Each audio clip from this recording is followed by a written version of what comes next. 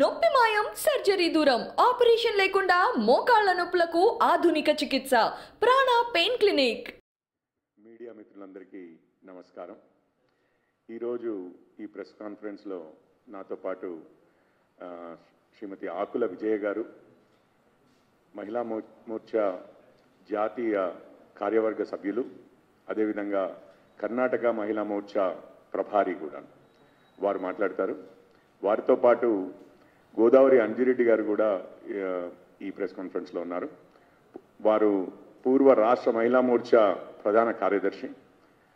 ఇప్పుడు ఆకుల విజయ గారిని మాట్లాడవలసిందిగా కోరుతున్నాను. ముందుగా మీడియా మిత్రులకు, పత్రికా విలేకరులకు ప్రతి ఒక్కరికి పేరు పేరున నమస్కారం. అట్లనే మా స్పోక్స్ పర్సన్ మా బ్రదర్కి మరియు గోదావరి గారికి నమస్తే.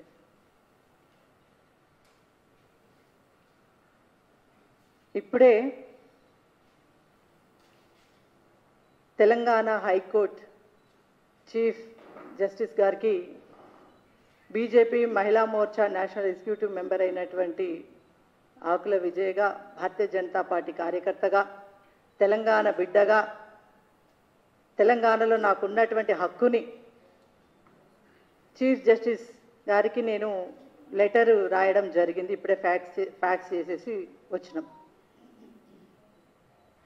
గౌరవులు పెద్దలు కేసీఆర్ గారు, తెలంగాణ రాష్ట్ర ముఖ్యమంత్రి 2001-27 నాడు తెలంగాణ రాష్ట్ర సమితి ఏర్పాటు అయిన నుంచి మొన్నటి డేటు వరకు 22 ఏళ్ల సుదీర్ఘ కాలంలో ఒక మీటింగ్ పెట్టుకున్నారు. అంతర్గతంగా అందరికీ తెలుసు కూడా, ఎమ్మెల్యేలతోని ముఖ్య నేతలతోని ఒక మీటింగ్ పెట్టుకున్నారు. పెట్టుకొని గొప్ప గౌరవ ఎమ్మెల్యేలకు ఈ ముఖ్యమంత్రి గారు చెప్పింది ఏంటిదంటే, 22 ఏళ్ల కాలంలో ఏమేం మంచి పనులు చేసినాం, ఏమేం చెడ్డ పనులు చేసినాం, తెలంగాణ రాష్ట్రానికి ఏం అందించినాం, ఏం అందియలేదు, తెలంగాణ రాష్ట్రాన్ని ఎట్లా దోచుకుంటున్నాం బీఆర్ఎస్ నాయకులు, దాని మీద చర్చ జరిగింది. ఆ చర్చలో భాగంగా దళిత బంధు కింద ఇచ్చినటువంటి 10 లక్షల రూపాయలల్లా 3 లక్షల నుంచి 5 లక్షల వరకు ఎమ్మెల్యేలు మీరు దోపిడీ చేసిండ్రు. మీ అందరి లెక్కలు నా దగ్గరున్నాయి, ఎవరెవరు చేసిర్రు అందరి చిట్టా నా దగ్గరుంది. పైలం అంటే ఆయననేమో పార్టీ పరంగా భయం పెట్టాలనుకున్నాడు. కానీ యావత్తు తెలంగాణ ప్రజల సొమ్ము దోచుకుంటున్నారు అనే విషయం బయటకు పోతుందనే ఆలోచన లేకుండా మరి కేసీఆర్ గారు ఒక మంచి సందేశాన్ని తెలంగాణ ప్రజలకి, ఈ తెలంగాణ సర్కారు బీఆర్ఎస్ పార్టీ ఎట్లా దోచుకుంటుందని సాక్షాత్తు ముఖ్యమంత్రి గారే వాళ్ళ ఎమ్మెల్యేల మీద ఆరోపణ చేశారు. మీడియా ద్వారా మా వరకు తెలిసింది. మీడియా పరంగా ఉన్నటువంటి సాక్ష్యాధారాలతో సాక్షాత్తు తెలంగాణ రాష్ట్ర ముఖ్యమంత్రి గారు వాళ్ళ ఎమ్మెల్యేలు 3 నుంచి 5 లక్షలు ఏ విధంగా అయితే దళిత బంధులో దోపిడీ చేసిండ్రో దాని మీద మరి విచారణ జరిపించాలే. ఈ యొక్క ముఖ్యమంత్రి మాటలు ఏవైతే ఉన్నాయో అది మీడియా పరంగా వచ్చినటువంటిది.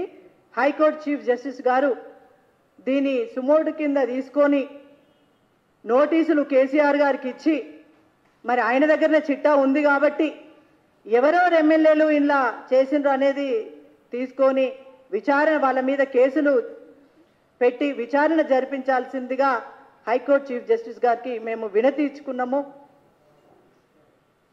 మరి ఆదివారం నుంచి సోమవారం నుంచి మళ్ళీ సెలవులోనో ఇంకేదైనా ఉన్నా ప్రజాప్రతినిధుల కోసం ప్రత్యేకమైనటువంటి కోర్టులు ఉంటాయి, ప్రత్యేకమైనటువంటి సమయం కేటాయిస్తారు. కాబట్టి ఆ ప్రత్యేకమైన సమయము ఇచ్చి వాళ్ళ మీద విచారణ జరిపించి తెలంగాణ ప్రజల సొమ్ముని వాళ్ళు దోచుకుంటున్న విధానం ఏంది అని చెప్పేసి వాళ్ళ మీద సరైనటువంటి విచారణ జరిపించి రానున్న రోజుల్లో తెలంగాణ రాష్ట్రంలో ఇలాంటి అవినీతి పరులకు స్థానం ఉండదని కల్పించాల్సినటువంటి అవసరం ఉంది కాబట్టి మేము కోర్టుకు వెళ్ళడం జరిగింది. ఇవాళ ఎంత సిగ్గుచేయటం ముచ్చట్లంటే కేసీఆర్ చెప్తాడు, తలకాయ లేనోళ్ళు ఏది పడితే అది మాట్లాడితే మనం సమాధానం చెప్పొచ్చా అని. అంటే తలకాయ లేని బీజేపీ వాళ్ళు అని చెప్పినావు. సరే, నువ్వు అన్నది తలకాయ ఉందా లేదా యావత్తు తెలంగాణ ప్రజలకు అర్థమవుతుంది. కానీ ఒక ముఖ్యమంత్రిగా మీ యొక్క ఎమ్మెల్యేలే 3 నుంచి 5 లక్షలు దోపిడీ చేసిన దళిత బంధువులు అని చెప్పేసి మీరు చెప్పినప్పుడు, అంటే మేము ఆరోపణ చేస్తేనేమో మాకు తలకాయ లేవు, మాకు ఏమీ లేవు. మరి మీరే ఆరోపణ చేసిండ్రు కదా, అంటే మరి మీకు తలకాయ ఉందా లేదా అని మేము చెప్పాల్సిన అవసరం లేదు, మీకు మీరు ఆలోచించుకుంటే బాగుంటుందని చెప్పేసి మేము అంటా ఉన్నాం. మీకు మీరు ఒక్కసారి పరిశీలన చేసుకోండి. మీరు మాట్లాడుతున్న మాటలు తెలంగాణ ప్రజలలా ఎంతమందికి విరక్తి వచ్చి మీ మీద విసుగొస్తుంది అనేది ఒకసారి ఆలోచించుకోండి. మీరు అనుకుంటారు కావచ్చు నేనే రాజు నేనే మంత్రి అని, నేను ఏది చెప్తే అదే శాసనం అనుకుంటున్నారు కావచ్చు. కానీ తెలంగాణ ప్రజలు ఏది చెప్తే అది శాసనం అయితే రానున్న రోజుల్లో. ఇవాళ ఏదైతే మీరు దళిత బంధు గురించి మాట్లాడిరో, ఒక దళిత బంధే కాదు,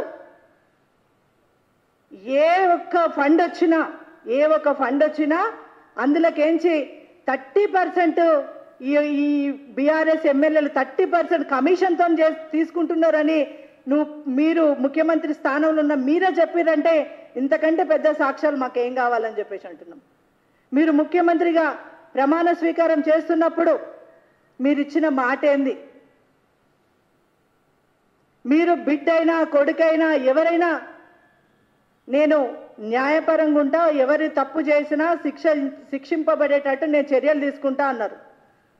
అల్లుడు కరప్షన్ చేసే కాళేశ్వరంలా, బిడ్డ లిక్కర్ స్కామ్ చేసే అది పెద్ద దోపిడైనా పెద్ద స్కామేనా, అటు కొడుకు వచ్చేసి మొన్నటికి మొన్న పేపర్ లీకేజ్ అయిపోయి. అంటే మీ కుటుంబంలోనే ఇన్ని తప్పులు చేసినటువంటి వాళ్ళని క్షమించినవు అంటే మీ ఎమ్మెల్యేలను కూడా క్షమిస్తున్నావు.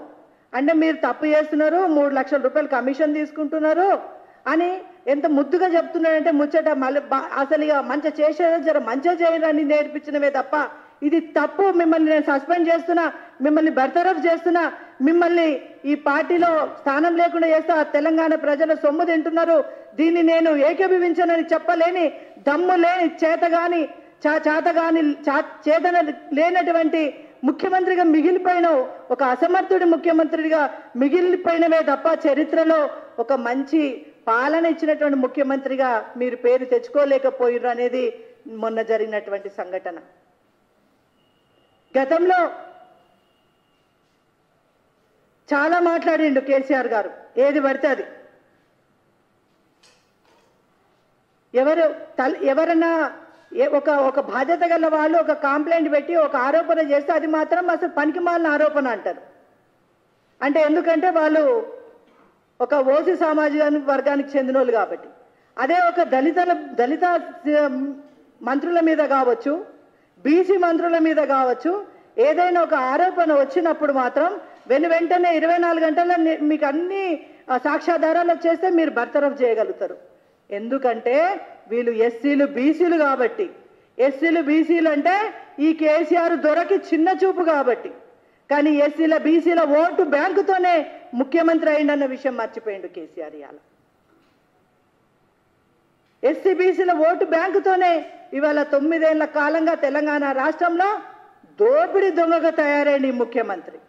ఆయన దోసుకుంటున్నది, తన కుటుంబం దోసుకుంటున్నది, ఇవాళ తన దగ్గర ఉన్నటువంటి మంత్రులు ఎమ్మెల్యేలు కూడా దోసుకుంటున్నారని ఇంత సాక్ష్యాధారాలతో చెప్పినటువంటి ముఖ్యమంత్రి గారిని నిజంగా ప్రజలు చూస్తూ ఉన్నారు. ఇక్కడ ప్రజలు చూస్తున్నారు, తగిన బుద్ధి చెప్పడానికి కూడా సిద్ధంగా ఉన్నారు.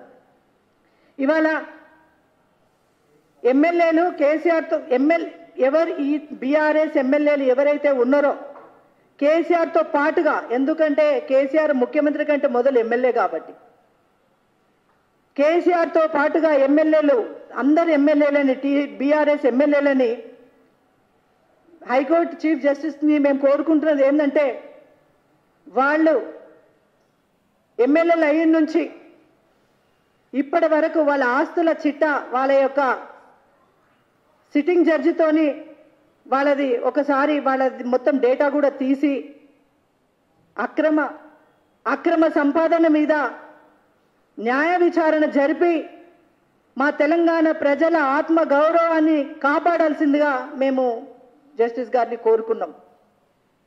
ఇకపోతే అంటే కొందరు అనుకోవచ్చు ఎట్లా మీరు ఎలా రాయగలుగుతారని. మహబూబ్ నగర్లో 6వ తరగతి చదువుతున్నటువంటి పిల్లలు మా స్కూల్లో టీచర్లు లేరు అని చెప్పి ఈ యొక్క చీఫ్ జస్టిస్ గారికి ఒక లెటర్ రాస్తే వెంటనే ఈ రాష్ట్ర ప్రభుత్వాన్ని పిలిచి టీచర్లు ఏంది, టీచర్ల కొరత ఏంది అని చెప్పి సర్వే తీసుకొని ఒక 6వ తరగతి చదువుతున్నటువంటి పిల్లలకు కోరుకున్న విషయాన్ని విచారణ జరిపించినటువంటి ఘనత గౌరవ హైకోర్టు చీఫ్ జస్టిస్ గారిది. అట్లనే ఒక భారతీయ జనతా పార్టీ కార్యకర్తగా మీ ముందు మేము పెట్టినటువంటి అప్పీల్ని కూడా మాకు న్యాయం జరిపిస్తారనే నమ్మకం మాకుంది.